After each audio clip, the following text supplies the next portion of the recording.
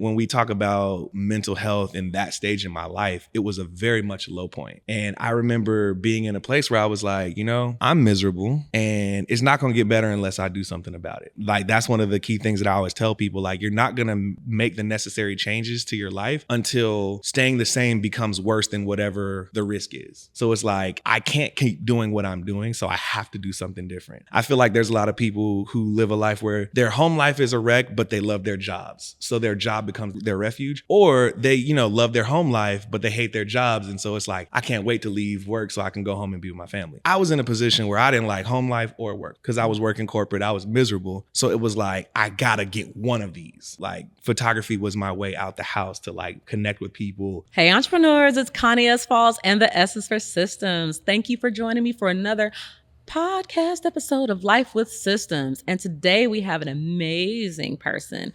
Call him a guest, but it's really my friend. Hey, Mike D. What's going on? How you doing? I'm doing awesome. I'm so happy to see you here with your lavish hat. I appreciate it. I'm happy to be here. Thank you. So tell the people who you are. I'm Mike, Atlanta photographer, videographer. Most known for my content that I actually shoot of myself. I do a lot of reels and all that fun stuff. I entertain myself, and it happens to entertain other people and gets me business. First of all, I love your content. Thank you. Hilarious. When I open my phone, either I'm going to see my D at the front or I'm going to see your videos. Look, Eminem. And it makes me so happy to see the joy you have in creating this content to entertain people like me. And that's, I think, the big part of it. Like, so many people look at producing content as a chore, but it's like, you have to enjoy it first. Like, if you don't enjoy creating it, people aren't going to enjoy watching it. So for me, I'm like, if I find myself getting bored or antsy working at the computer, I'm like, man, let me get up and just shoot something. You know what I mean? And I just shoot what I think is funny or goofy or whatever. And the engagement is high. Your comments be hilarious. Look, you know you're winning when people start arguing in your comments. Like, yeah. That's always the marker for me. That's the key. And the people, you've built a community, and we'll get through the whole entire journey. Okay. But you've built a community of people that love you. How do you feel about that? It's amazing. It's really what I do it for. Like, when people, honestly, when a lot of people ask me what I do, my answer is like, I connect with people, and photography is just the tool that I use to do that. So yeah, I think that's really what it comes down to, is my heart for people comes across in my content and the way that I interact with my clients, and people recognize that and kind of appreciate it. So I refer you for everybody to everything, anybody that I possibly can, because one, I know the picture's finna be fire. Mm-hmm. I know that you are an expert in making people feel beautiful. I despise photo shoots. I will show up with 30 outfits. You better get as many pictures as you can. You take 2 pictures, I'm gonna change as quickly as possible. How did you get to the point of being able to comfort people like that? I think it comes first from like genuinely loving people. Like, I think there's a lot of photographers who just, oh, perfect. Yeah, you look amazing. In their head, they're like, you look like trash. But like, when I get excited about a photo, I'm genuinely excited. And I do everything in my power to show you the best version of yourself, so that when I'm like turning the camera and showing you, like, my favorite reaction is, oh my gosh, that's me. What about my reaction? I don't like your reactions because I go home with bruises. I just get excited. I know I hit you. No, let's strike that from the record. I don't. No, we ain't striking nothing. I get abused every time I work with you. And there is video evidence of this. Cut his mic. Could you cut his mic off? I don't abuse you. I just get excited because it's very rare that I see a picture of me that I like straight off the camera. Yeah. And the fact that you're able to see the best of me, to see the best angles. When you're a woman, it's hard. Mm-hmm. You turn one way and one roll gonna fall out that wasn't over there earlier. Yeah. So being able to look and be honest and still be kind, that's really a gift, and I appreciate you. Absolutely, for sure. Like, it means a lot to me, and I know how important it is. And like, you know, I've got a lot of, you know, close family members and friends that are like a lot of women in my life that have been able to kind of share with me how they think. So I understand the mentality and the mindset. And it honestly is not just women. Like, men have insecurities too. We have things that we don't like about ourselves. And so just being sensitive to that and understanding the importance of being sensitive and aware of people's insecurities, because we all have them, and everybody is going to be their worst critic. So if I can be like your greatest like cheerleader and champion in that moment, that becomes the experience. The photos become like a secondary byproduct of how do you feel in this moment, and that's what comes through in the photos. And then you get them back and like, oh my God, like, it becomes I remember how I felt during the photo shoot, and I want that again. And yeah, it'll be great to get pictures, but like, obviously I'm going to do everything I can to make that A1, but it's really about the experience. You a whole poet out here. Let me find out. We'll put them words together. Good. Once upon a time. So let's talk about how we first met. Let's Okay. talk about where this began. Ooh, you know, Connie, I feel like you're one of those people that I feel like I always just knew. Like, it's hard to remember like the first day we met, because it's like you're in Atlanta. Connie is one of those names that everybody knows. So it was like I heard of you before I met you, and then when I met you, it was like, oh, you're Connie Falls.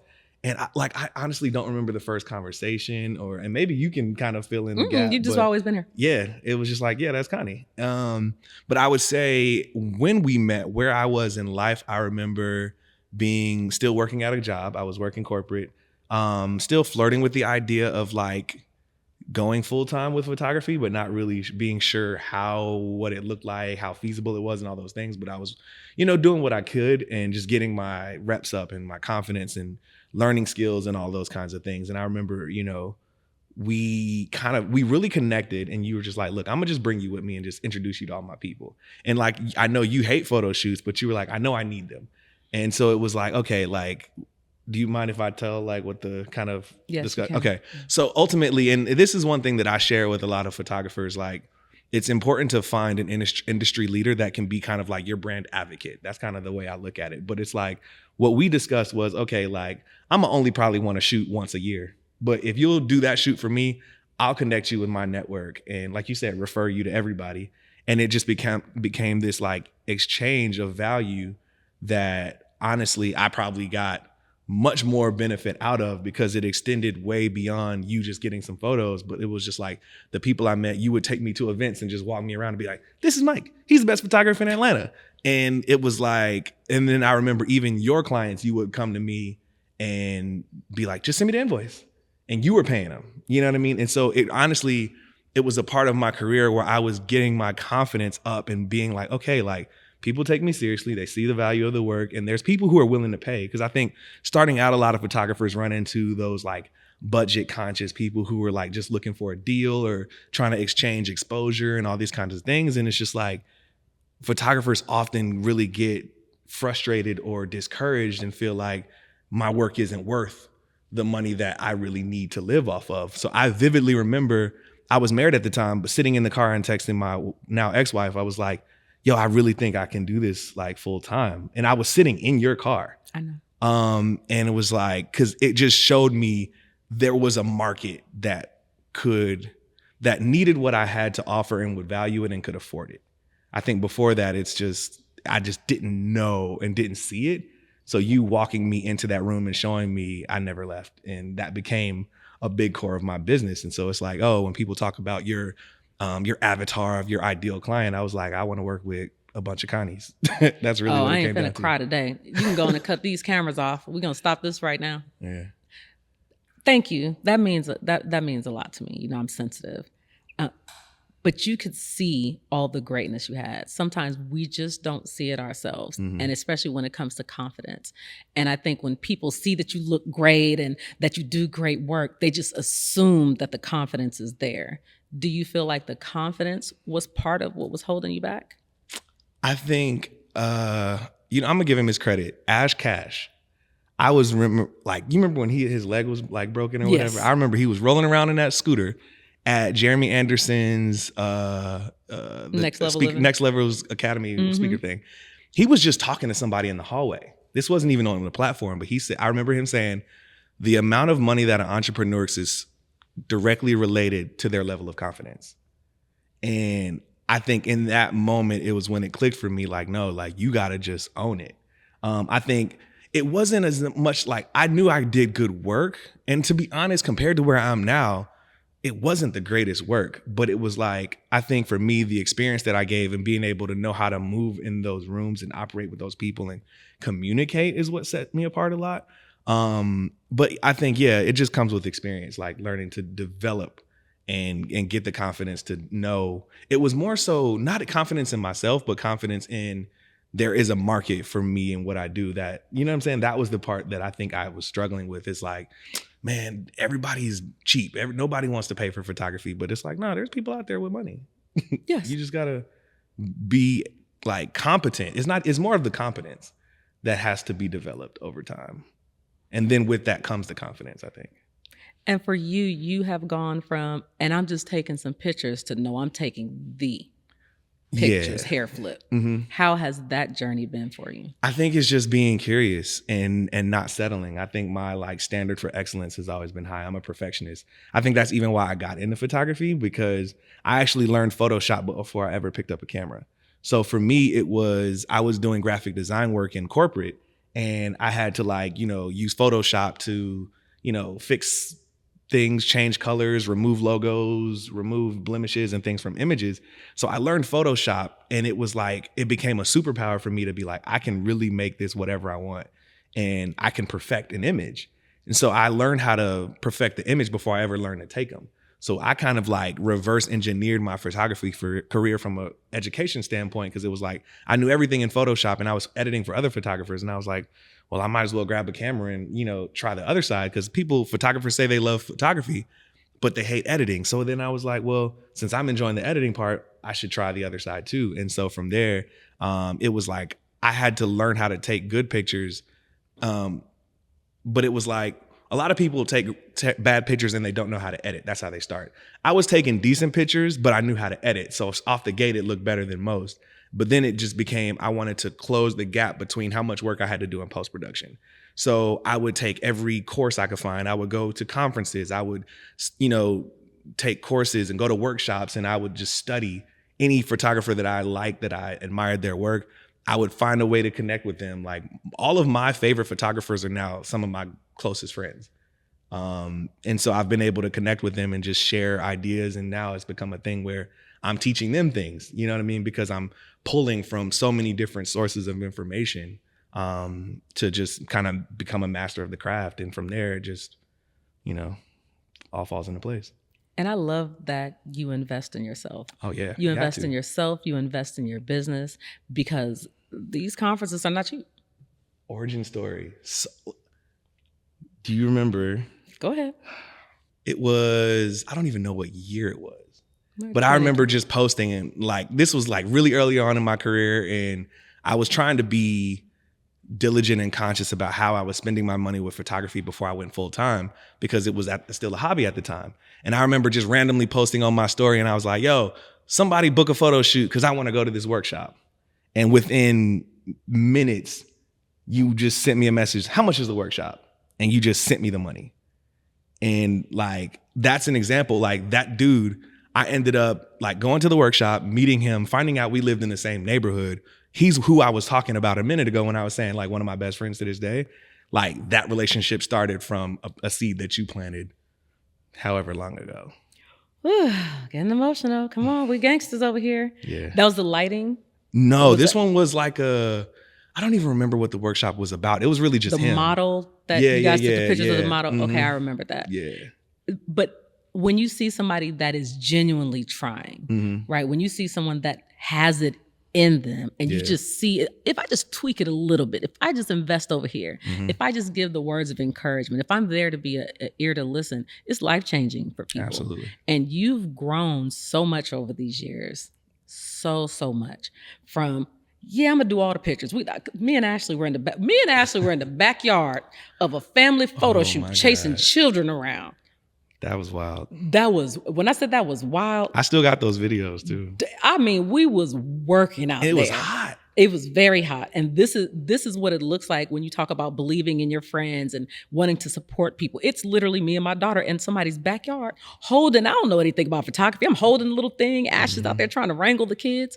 But from backyard photo shoots to, let's talk about something. Throw it out there, a little something. I mean, where do we start? I think the first like big one was like Common and Her. From there, it went to Spike Lee. I'm sorry, who? Spike Lee. Okay, just checking. Go ahead. Tyler Perry. Did I say Steve Harvey? No. Who else? I don't know. Connie S. Falls. Keep going. It's fine. Yeah, I just had to throw myself out. Sure you got me. Yeah, it's been a couple people since then. But I would say more than anything, beyond just like big names, I would say it's like the impact. You know what I mean? The people whose businesses have been able to start. You know what I mean? Like, I think the real value is I've been able to experience the like freedom of working for myself and creating something that I'm able to serve people in a capacity that I feel like is aligned with my passion. And like, especially 2020, like coming out of the pandemic when people were losing their jobs, like I think that's my biggest accomplishment, is for those people who have been able to go and grow and establish their careers in their own personal businesses and be free from, you know, the corporate thing because of what I do. That's what I'm most proud of, for sure. I'm very proud of you for that too. I think something that's very important to discuss, especially with you, because you are extremely self-aware, and I think that's important, especially when it comes to men. Mm-hmm. You mentioned earlier about being divorced. Mm-hmm. And I think that plays into confidence and into mental health. Yeah, for sure. How has what's happened with you in your journey of mental health? So, you know, it's funny, especially at the time that I went full time, people were like, yo, what were you thinking? Like it felt crazy, and it was very much a risky move. And I think a lot of people allow fear to hold them back from taking risks and betting on themselves and investing in themselves and like taking the jump, right? I think when we talk about mental health in that stage in my life, it was a very much low point. And I remember being in a place where I was like, you know, I'm miserable and it's not going to get better unless I do something about it. And I think like that's one of the key things that I always tell people, like you're not going to make the necessary changes to your life until staying the same becomes worse than whatever the risk is. So it's like, I can't keep doing what I'm doing, so I have to do something different. I feel like there's a lot of people who live a life where their home life is a wreck, but they love their jobs. So their job becomes their refuge. Or they, you know, love their home life, but they hate their jobs. And so it's like, I can't wait to leave work so I can go home and be with my family. I was in a position where I didn't like home life or work life because I was working corporate. I was miserable. So it was like, I gotta get one of these. And it became a thing where, like we talked about earlier, me being a social person, it was like I said, I started photography just to connect with people. I was in a situation where I was very isolated. And so like photography was my way out the house to like connect with people in a way that like she couldn't really argue with or combat. Because if she would complain about me, let's say going and having drinks with a client, I'd say, okay, we'll go apply for a job then. Like that would be my response, and that would end the conversation. You know what I mean? But and even talking about mental health and pursuing your career and your passion, like you have to have people around you who believe in what you do and value it. Like she straight up told me she didn't want me to do this. So even me going into this career and doing it was like a direct, like, I don't want to say fuck you, but like a very much like a resistance that was like in my home, which made it really hard to get up and do what I do every day. Because the one person closest to me is telling me not to. Or if there was a client that I took a photo of that she thought was prettier than her, she didn't want me to post it. Like those were the things that I was dealing with on the back end that most people didn't know about. So it's like, I was just really trying to escape through work, which honestly turned into a benefit because I was working my ass off. Like I was doing 3, 4, 5 shoots a day. Literally. And then editing all night and then turning around and doing the same thing. It worked out in my benefit because those were some of my best years financially. But as a person, I was still so miserable. So I think after, you know, kind of getting free from that situation, now I'm at a point where I'm just at peace and I'm enjoying life outside of work. I still enjoy what I do. But I make time to just be. And like, it's funny because there was a time when like somebody would see me without my camera and it was like, they almost didn't recognize me. Right. And it's like, wait, you're not shooting? I'm like, because you have a whole harness. You got the leather strap. I mean, that thing. And that's what people are expecting to see. So I've shown up to friends' conferences just to come and support. And people like almost stop me like, wait, excuse me. And I'm going to talk to like Maya or something like that. And her assistant's like, wait, hold up. And I'm like, it's me. I just don't have my camera. Oh, my bad. My bad, Mike. You're not Mike D. You're just Mike. Yeah. And so I think, and again, being that I'm an entrepreneur that runs my own business, I can control my schedule, my calendar, all the things. And I have the disposable income now to do whatever I want to do. I'm just living life. And I'm so grateful and to be able to even be here today. even though I do got to run and shoot in a minute. But like, I do still just have the freedom to live life. And I think that's what we're all meant to experience. But it's like, we're taught to, you know, get a job, pay bills, and die. So that's what a lot of us are programmed to do. But that's just not the way I feel like we're supposed to live. So I think the freedom that entrepreneurship has given me is like, you know, one of the greatest joys of my life. I remember 2014, I was at a comedy show. Like, that's one of my favorite things to do is go to comedy shows. I go concerts, basketball games, and comedy shows. Those are my things. We know. We watch your stories. Right. And I remember this guy was like, you know what I hate? He's like, I hate alarms. He was like, nobody wants to be alarmed first thing in the morning. Amen. And he said that, and a light bulb went off, and I was like, you damn right I don't want to be alarmed first thing in the morning. So I just made a commitment to myself that day. I was like, I'm not waking up to alarm no more. Like, if I don't wake up naturally, I'm just not waking up. And this was when I was still working corporate. So, you know, they hated me because I was going to roll in when I came in, because I just was like, I had made a decision and commitment to myself. I'm going to wake up naturally because I feel like that's how our bodies are meant to operate. Mm-hmm. And to now be able to do that, and if I want to, I can lay in bed till noon. I set my, you know, talking about systems, like you can't schedule a call with me before 11 a.m. I was just telling some friends the other day, like when I was working corporate, I remember getting phone calls and like the whole team is on a conference call, be like, yo, you got the slides pulled up. I'm waking up out the bed. I'm answering the phone because I was asleep, like waking up on a conference call. Hello? Yeah. And trying to act like, like trying to get my voice together. But yeah, it's like, no, you can't book a call with me before 11 o'clock. And like, that's how the process is set up, to where, you know, so many people have to like build their lives around their jobs. But like, I built my job around my life. I love that. That's a system. Yeah. And that's an intentional system. I'm so proud of you. I'm glad we made it through this whole thing without crying, because I know we both was concerned. Mike, I appreciate everything that you've done and the growth, and I love watching it. This journey is beautiful and it's long, and the crazy thing is you're just getting started. Yeah, low-key does feel that way. It does feel that way. I know it does, because it's true. Mm-hmm. I want to say thank you again for being a guest, but more so for being my friend. Oh, yeah. And this is another amazing episode of Life with Systems. I'll talk to you guys soon. Love y'all. Peace.